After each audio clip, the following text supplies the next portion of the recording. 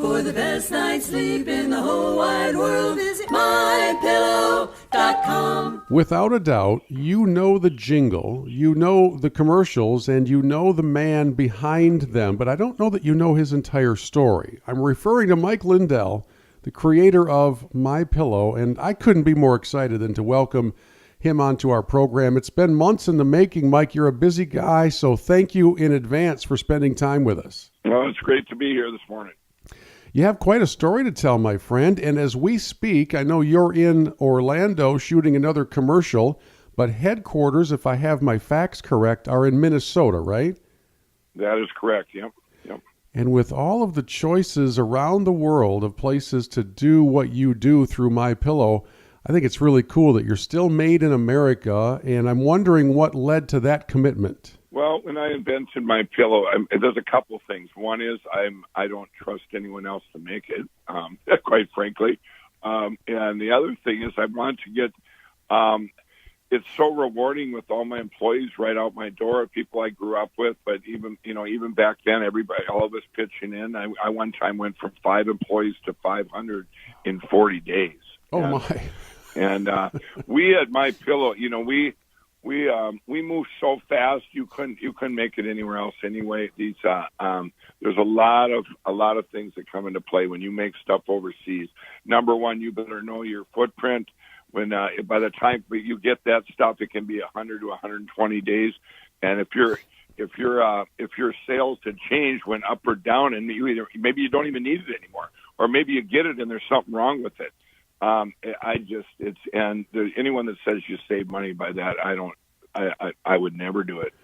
Hearing you say that you went from 5 to 500 in 40 days is beyond remarkable. What was the big breakthrough moment that caused that explosion? Well, I was turned down everywhere when I invented MyPillow. I was turned down at box stores and every place, shopping channels everywhere, and I ended up doing home shows and fairs, and I did it on the road for 7 years, making them at night, or making weekends nights and selling them at different places, anywhere there were people, I guess. And then in 2011, I had in the meantime I had addicted to crack cocaine. And I lost everything. I had people taking the company and everything. Well, then I quit that in January 16, 2009.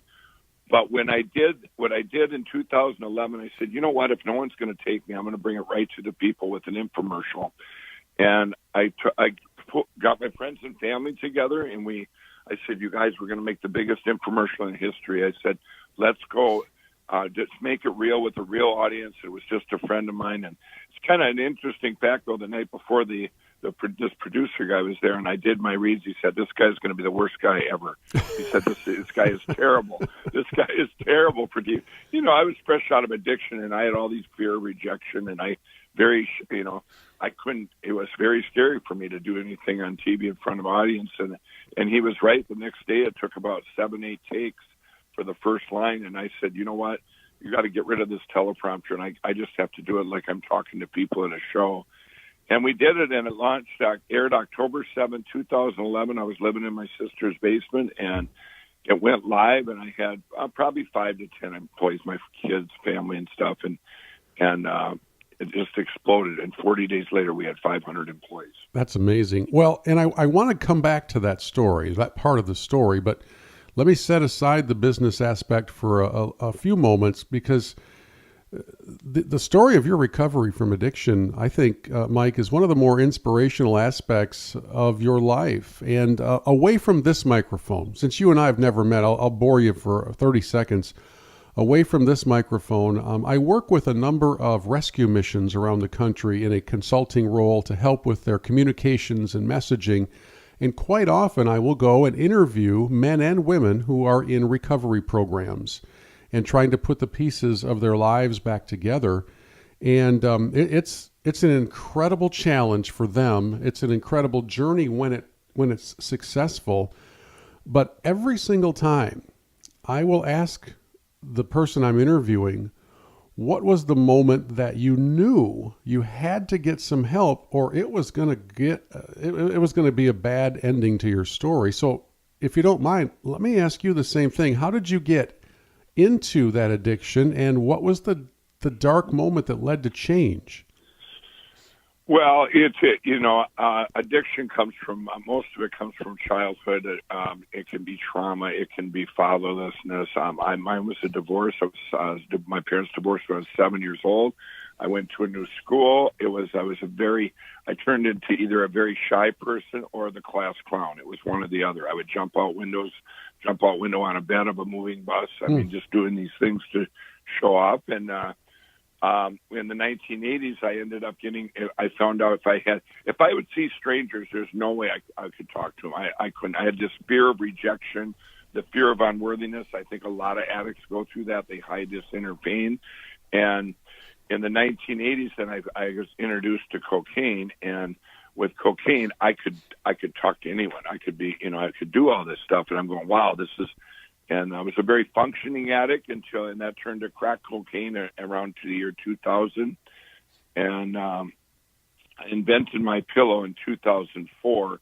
So I did take a lot of my addictions into that, to kind of delve into inventing this pillow or MyPillow. Well, then an interesting thing happened when I did the home shows and fairs, which probably saved MyPillow, is if I was behind a table, I didn't need the drugs. I didn't need to be in it. So if I was doing MyPillow shows, I could talk to people. If I stepped out from behind that table and small talk, so to speak, or getting to know someone, I couldn't do it. I couldn't talk. I mean, I couldn't do it. And it got up to be 2008. I lost a 20-year marriage, everything. These guys were taking our company. And a lot of things we were facing, but I lost all that. And then in 2008, there were about three things happened. There were seeds that were planted. I knew the pillow was a bigger calling for God. It was a huge calling for me. And the drug dealers actually did an intervention in Minneapolis. I'd been up for 14 days, and they cut me off everywhere, even in the streets. I came back up, and one of them said, you've been telling us for years that this pillow thing is just a platform for God, and you're going to come back and help us someday, and we're not going to let you die on us. And I didn't quit that day, but another 8 months went by, and a friend of mine came to me, and he had been clean for 3 years. He hadn't done anything, and he was my equal. This is very key to my story. He was my equal. He had started cocaine at the same time, switched to crack at the same time. For 3 years, he had been clean. He had found God. He came to me, said, the Lord led me here. I said, Dick, I haven't seen you in a year. But he said, as long as you're here, I was losing everything. And he said, as long as you're here, I have some questions for you. I said, is it boring? He said, no, man, it's not boring. and these questions that only I could trust him on. So, but a month later, on January 16, 2009, I knew when people talk about bottoms, everybody's in my addiction network. I don't even let people put their bottoms up because everybody's bottom could be different. And one addict could say, "Oh, I can wait longer now." Well, for me, I knew my calling that door was gonna be shut forever. I knew it couldn't go one more day, and so I prayed to God. I said, okay, I'll do. It was kind of like a deal. I said, I want to be free to the desires for these addictions.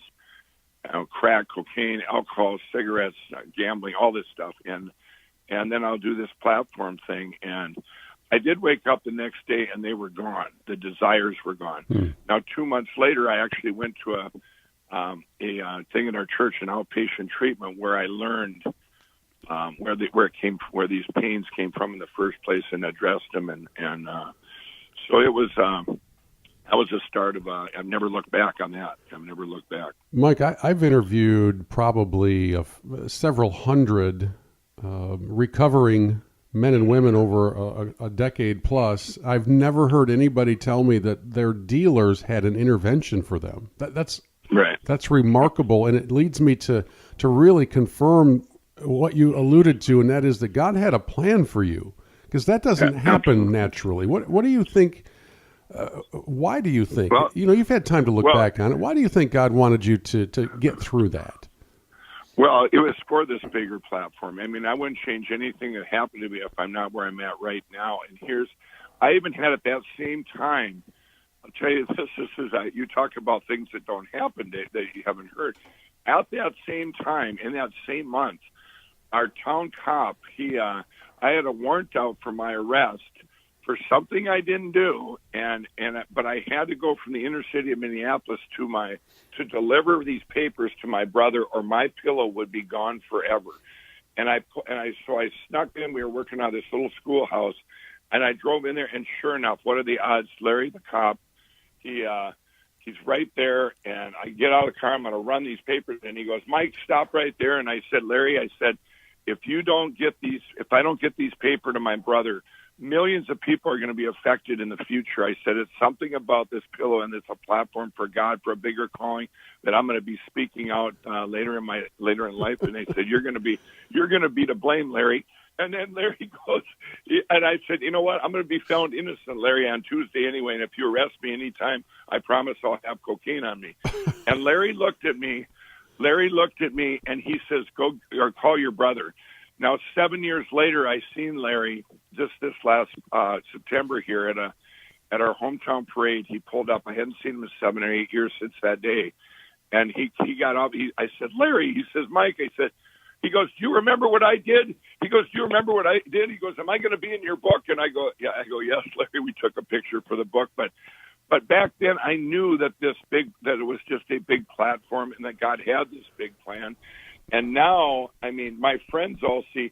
I mean, I was just at the White House with the president. I don't know if you know all my pastor, but he's got signing the 800-page opiate bill, and with the network I've set up now, the Lindell Recovery Network, which is going to be coming out, it's going to help millions and millions of people. I think all these hundreds of thousands for sure.